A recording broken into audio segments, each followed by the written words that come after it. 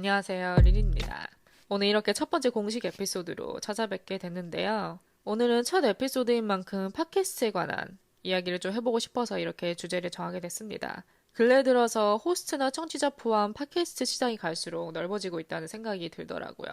그래서 오늘은 이 현상들에 관해서 저의 의견이나 생각들을 간단하게 전달해보고자 합니다. 제 팟캐스트에서 팟캐스트에 관한 이야기를 하니까 기분이 좀 묘하긴 한데, 또 제가 오늘 에피소드 안에서 팟캐스트라는 단어를 몇 번이나 사용하는지 한번 카운팅 해보시는 것도 재미를 더할 수 있는 요소 중 하나인 것 같습니다. 최근 팟캐스트를 시작하는 사람, 또 듣는 청취자들이 점점 많아지고 있다는 생각이 들어서 제가 간단하게 구글링을 해봤는데요. 통계에 따르면 2024년까지 전 세계 청취자 수가 5억 5,400만 명에 달할 것이라고 합니다. 제가 예상했던 숫자보다는 훨씬 많은 것 같아요. 근데 또 한편으로 유튜브나 인스타, 다른 플랫폼과 비교했을 때는 비교도 안 되게 적은 수겠지만 그래도 정말 급속도로 성장을 하고 있는 것 같습니다. 또 스포티파이 단독으로 서비스하는 팟캐스트가 거의 200만 개에 육박을 한다 하는데요. 이 정도면 스포티파이는 단순한 뮤직 스트리밍 서비스에 국한되는 게 아니라 정말 큰 오디오 컴퍼니인 수준에 도달한 것 같아요. 또 두드러지는 특징 중 하나는 특히 젊은 세대, 20, 30대들의 청취자가 부쩍 많아졌다는 생각이 들더라고요. 뭔가 팟캐스트, 라디오 하면 그저 어렸을 때 아파트를 타고 가면서 차 안에서 흘러나오는 라디오를 듣는 게 전부였고, 또 라디오 DJ 하면은 40대, 50대 그런 정말 어른들만 할 수 있는 플랫폼이라고 생각을 했는데 이제는 정말 시대가 급변하면서 정말 아이디어만 있으면 누구나 시작할 수 있는 그런 플랫폼이 된 것 같아서 흥미로운 점 중 하나인 것 같아요. 또 유튜브가 전성기를 맞이하면서 팟캐스트는 뭔가 계속 뒤로 밀려날 것 같았는데 오히려 반대로 지속적으로 성장하고 있는 부분도 굉장히 흥미로운 점 중 하나인 것 같습니다. 아마 사람들이 이젠 눈으로 즐길만한 건 다 즐겨봤으니까 눈에게 휴식을 좀 주고 내 귀를 풍족하게 해보자. 그런 마인셋을 가진 사람들이 많아지지 않았나 짐작을 해봅니다. 그래서 이 모든 정보를 흡수하면서 드는 생각이 이렇게 인기가 정말 많아지고 있는 현상의 원인은 무엇인지, 또 다른 플랫폼, 특히 유튜브와 비교했을 때 팟캐스트만이 가진 고유의 장점 또는 단점이 무엇인지, 팟캐스트를 청취하는 청취자로서 또 새로운 호스트로서 저만의 생각과 견해를 전달해드리고자 합니다. 그럼 제가 생각하는 팟캐스트의 장점이나 매력, 성공 요인이 무엇인지 간단하게 추려봤는데요. 솔직히 좀 추리기 어려웠어요. 왜냐면 제가 느낀 장점들이 굉장히 많았거든요. 그래도 몇 가지를 추려보자면 우선 첫 번째, 멀티태스킹이 가능한 플랫폼인 것 같아요. 저는 개인적으로 멀티태스킹을 그렇게 선호하진 않거든요. 못하기도 하고. 그리고 또 어느 책에선가 읽은 것 같은데 글이 뇌에 좋은 활동은 아니라고 하더라고요. 그래서 팟캐스트나 음악 정도가 거의 멀티태스킹이 가능한 유일한 플랫폼인 것 같아요. 출근하거나 운전하면서 또는 집안일 하면서 그냥 틀어놓고 내 할 일 하면 되니까 부담 없이 즐기기 굉장히 좋은 것 같아요. 그러다가 뭔가 꽂히는 말이 있으면 잠깐 멈췄다가 다시 듣고 정말 어디서든 내가 원할 때 들을 수 있고 다른 일을 하면서도 들을 수 있다는 게 정말 좋은 장점인 것 같습니다. 두 번째는 소리가 주는 매력이 굉장히 상당한 것 같아요. 시각적인 요소가 100%인 유튜브나 다른 넷플릭스 같은 비디오 플랫폼과 달리 팟캐스트만이 전달해줄 수 있는 그런 매력 중에 하나는 청각적인 요소인 것 같아요. 정말 오로지 소리, 100% 청각에만 의존해서 내용을 전달하기 때문에 굉장히 무한한 상상력을 자극할 수 있는 부분이 있는 것 같아요. 유튜브나 다른 시각적 자료들은 정말 있는 그대로 다 보이니까 오히려 상상력을 제약하는 데에 비해서 팟캐스트 같이 오직 청각에만 의존해서 다른 사람이 말하는 걸 듣다 보면 이 사람은 어떤 표정이나 제스처로 얘기할지, 지금 어느 공간에서 이걸 녹음하고 있을지 등등 정말 무한한 상상력을 자극시켜서 오히려 집중하기에 좋은 컨텐츠인 것 같아요. 또 요즘은 기술이 더 나아가서 눈으로 보는 팟캐스트도 있기 때문에 또 호스트가 원한다면 비디오 버전의 팟캐스트 제공해서 또 시각적인 요소도 추가해서 들을 수도 있고 정말 말 그대로 다양해진 것 같아요. 세 번째는 힐링적인 요소가 강한 것 같아요. 때론 음악보다. 제가 팟캐스트에 꽂히게 된 게 거의 1년 정도 돼가는데요. 팟캐스트에 입문하면서 음악을 듣는 시간이 현저하게 줄었어요. 그렇다고 음악이 나쁜 건 아니지만 때론 과하게 사람의 기분에 영향을 줄 때가 많은 것 같아요. 예를 들어서 굉장히 아무렇지 않은 날, 정말 기쁜 날, 기분 좋은 날, 그런 날에도 갑자기 슬프거나 센치한 노래 듣다 보면 내 기분도 같이 동요되고 또 똑같은 곡을 두세 번 반복해서 듣다 보면 나중엔 머릿속에 온통 그 노래의 멜로디와 가사만이 가득한 현상이 생기는데 그걸 좀 중화시켜 줄 수 있는 게 팟캐스트인 것 같아요. 무엇보다 다른 사람의 생각이나 의견을 정말 내 손끝 터치 한 번으로 들을 수 있다는 게 정말 놀라운 것 같아요, 저는.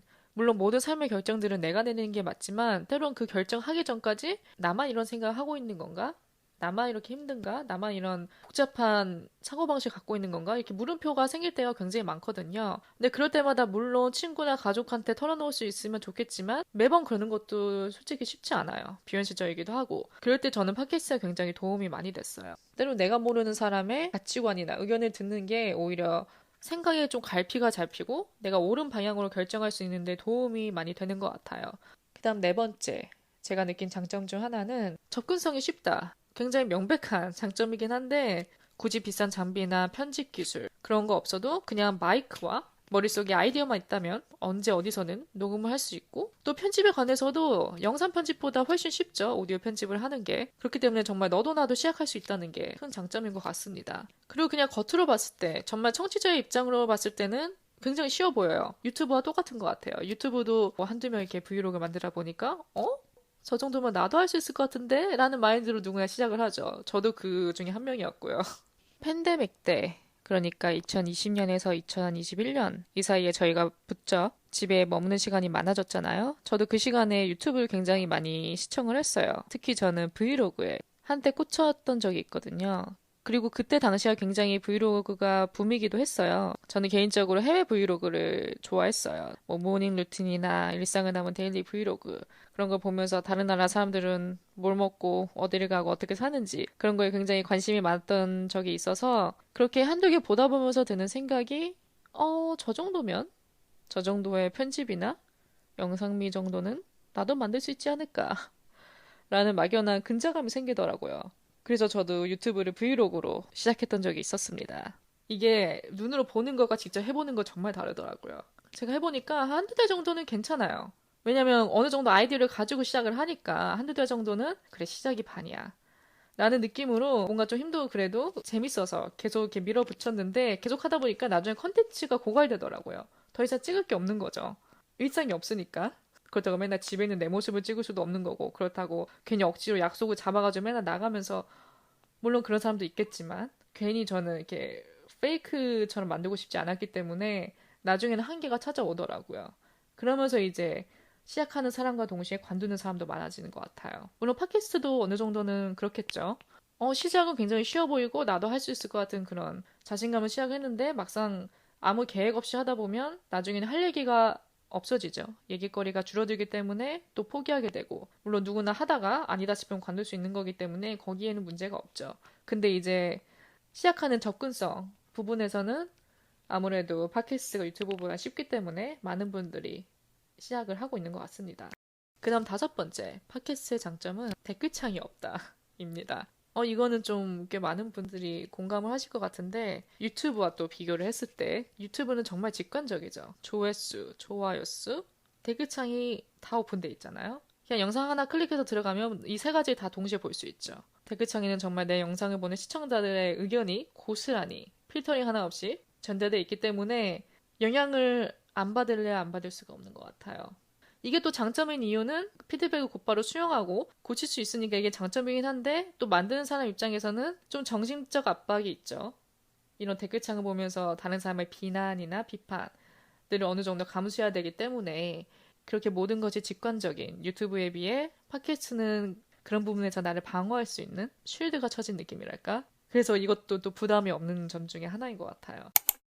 그 다음 마지막 제가 느낀 장점 중 하나는 독서 다음으로 멘탈 건강에 좋은 영향을 끼치는 플랫폼인 것 같습니다. 팟캐스트는 오히려 우리의 선택과 집중에 의해서 이루어지잖아요. 내가 원하는 사람, 내가 듣고 싶은 이야기, 듣고 싶은 주제만 선택해서 들을 수 있기 때문에 뭔가 듣고 나면 동기부여도 되고 좀 더 생각이 긍정적으로 변하기도 하고 그렇다고 모든 팟캐스트가 다 클린한 건 아니죠. 그렇지 않은 컨텐츠는 물론 있지만 어쨌든 듣고 나서도 굉장히 몸과 마음이 가볍더라고요. 저는.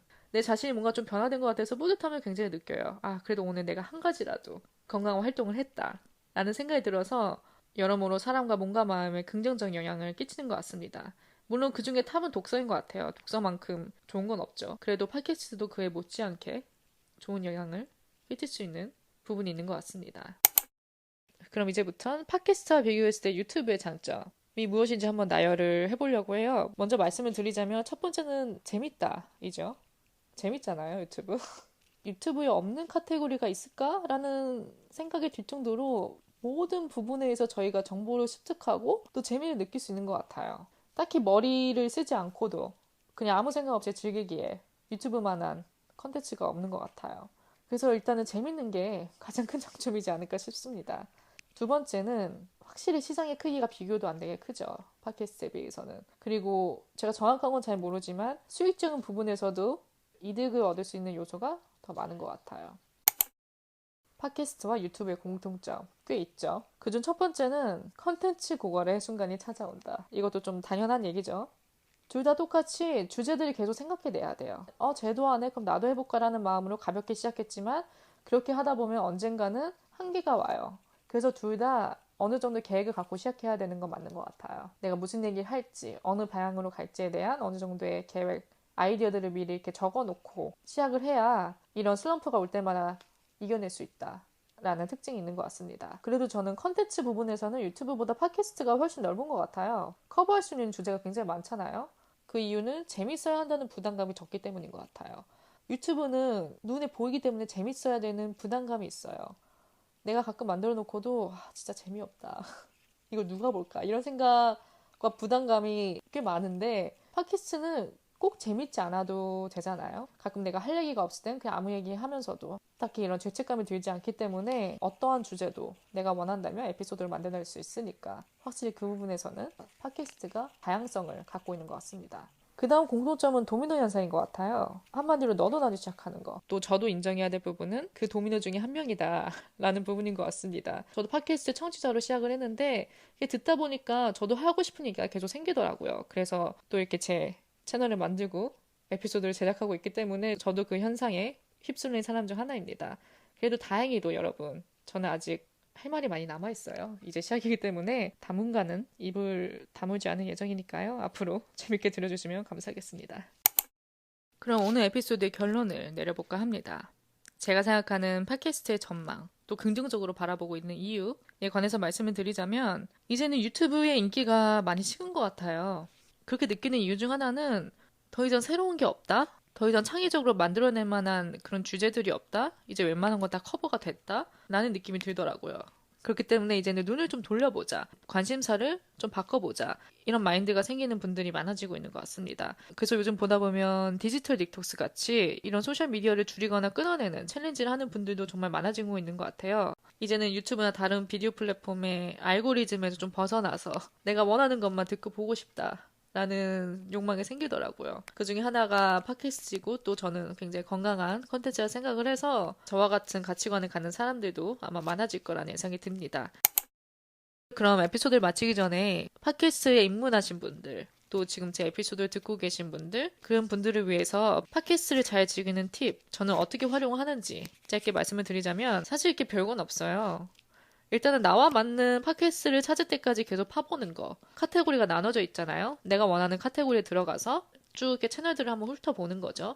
그러다가 내가 끌리는 제목이나 설명이 있으면 들어가서 한번 들어보고 이 호스트의 말하는 스타일이나 가치관 또는 목소리 그런 게 나랑 굉장히 맞다 싶으면 계속 들으면 되는 거예요. 근데 저는 개인적으로 이렇게 여러 가지 듣는 걸 좀 안 좋아하거든요. 꽂히는 거 한두 개만 계속 반복해서 듣기 때문에 양보다는 질에 초점을 맞추는 게 좋을 것 같습니다. 또 팟캐스트가 교육적인 면에서도 굉장히 도움이 되거든요. 저는 개인적으로 영어 공부를 시작한 지 몇 년이 됐는데 팟캐스트가 영어 공부에 굉장히 도움이 많이 되고 있어요. 제가 좋아하는 인플루언서가 운영하는 팟캐스트가 있어서 그 채널을 거의 1년째 들어오고 있는데 처음에는 좀 힘들었죠. 다 영어니까 굉장히 집중력을 필요로 해요. 그럼에도 계속 반복해서 듣다 보니까 나중에는 조금씩 들리더라고요. 확실히 귀가 열리고 리스닝이 좀 강화되는 느낌?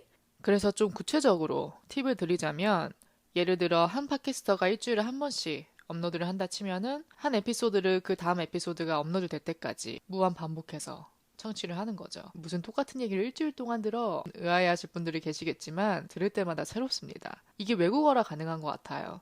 한국어라면 글쎄요. 좀 물음표겠지만 외국어기 때문에 들을 때마다 전에 안 들렸던 게 두 번째에서 들리고 세 번째에서 들리고 그러다 보니까 지겨움보다는 새로움이 더 강한 것 같습니다. 그래서 전반적으로 리스닝 스킬을 강화하고 싶으신 분들은 이 방법을 한번 사용해 보시는 것도 좋을 것 같습니다. 네, 오늘 이렇게 팟캐스트와 유튜브를 비교하며 저의 전반적인 의견들을 전달을 해봤는데요. 제 생각에 공감을 해주시는 분들이 많았으면 좋겠고, 또 이렇게 귀중한 시간을 내서 에피소드 들어주신 모든 분들 감사드리고요. 저는 또 다음 주제로 찾아뵙도록 하겠습니다. 그럼 안녕.